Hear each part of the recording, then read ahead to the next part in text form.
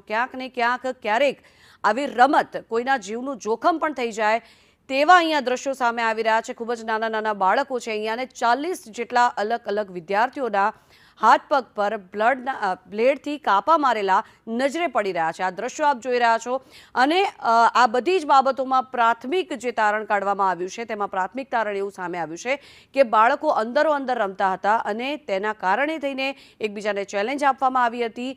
Online ગેમની લતે ચડીને બાળકોએ આવા કાપા માર્યા હોવાની આશંકા અત્યારે વ્યક્ત કરવામાં આવી રહી છે।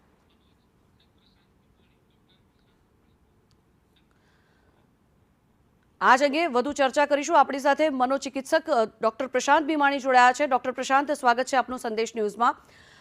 સૌથી મોટી કહી શકાય એવી આ ઘટના, કારણ કે વારંવાર આવી ઘટનાઓ ઘટે છે। બાળકોના માનસ પર તેની કેવી અસર થાય છે, સૌથી મોટી એ બાબતે વાત કરવી છે કે ઓનલાઈન ગેમના કારણે થઈને શું પોતાના હાથ પગ કાપી નાખે ત્યાં સુધી તેની અસર થતી હોય છે, શું કહેશો?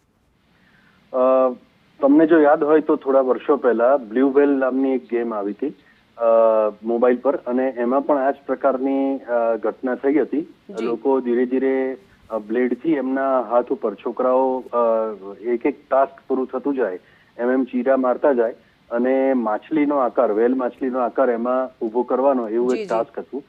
અને એમાં છેલ્લું ટાસ્ક એવું હતું કે જે રમનાર હોય એને હાયર એચીવ કરવું હોય, કે હાઈએસ્ટ એચીવમેન્ટ, તો એને કાં તો બીજાને મારી નાખવાના અથવા પોતાની જાતને મારી નાખવાની। એટલે આ જ પ્રકારની ગેમના એક્સટેન્શનમાં એક બીજી કોઈ ગેમ હશે એવું મારું માનવું છે। અને છોકરાઓ એટલા બધા એનાથી ઇન્ફ્લુઅન્સ થઈ જાય છે કે એના કારણે પીયર પ્રેશરના કારણે, એટલે બીજા વિદ્યાર્થીઓના દબાણના કારણે પણ એ લોકો આ વિડીયો ગેમના એડિક્શનમાં જોડાઈ જાય છે। પ્રશાંતજી, જો કે આપણે આ રીતની ગેમની વાત કરતા હોઈએ તો સંપૂર્ણપણે પ્રતિબંધ મૂકી દેવામાં આવે છે આવી ગેમને। ખાસ કરીને વાલીઓએ પણ પોતાના બાળકો માટે બાળકો શું જોવે છે એ પણ સૌથી મહત્વનો વિષય બની ગયો છે। જાગૃત નાગરિકો હોવા છતાં પણ આવી રીતે ગેમનું ચલણ અને આવી રીતે બાળકોને ઈજા થાય, શું કહેશો?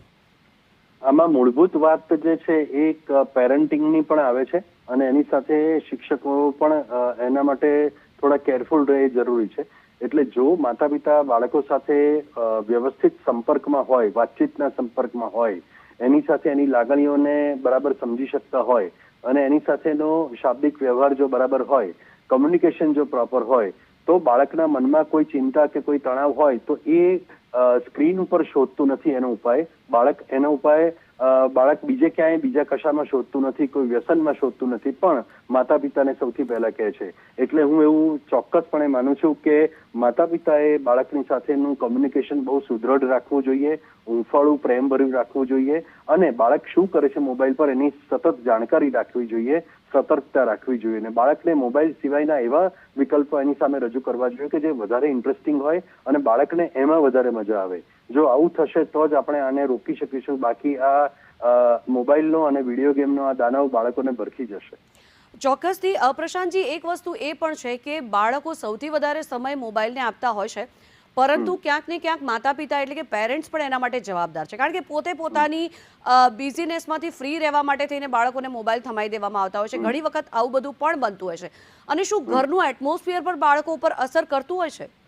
જો ઘરની અંદર હિંસા ચાલતી હોય, જો ઘરમાં ઝઘડા ચાલતા હોય, જો ઘરની અંદર બાળકનું સાંભળનાર કોઈ ના હોય અને બાળકને ઇગ્નોર કરવામાં આવતું હોય, તો બાળક પોતાનું ધ્યાન કેન્દ્રિત કરવા, બીજાનું ધ્યાન પોતાના તરફ જાય એના માટે, અથવા તો બાળક એ ચિંતા કે તણાવમાંથી દૂર થવા માટે આ પ્રકારનું વર્તન કરે છે। એટલે માતા પિતાએ પણ એ ચોક્કસ ધ્યાન રાખવું જોઈએ કે ઘરના વાતાવરણમાં કોઈ મુશ્કેલી કે કોઈ એ પ્રકારની સમસ્યાઓ ના આવે અને બાળક એનાથી અસર ના પામે, એ જોવાની જવાબદારી માતા પિતાની છે।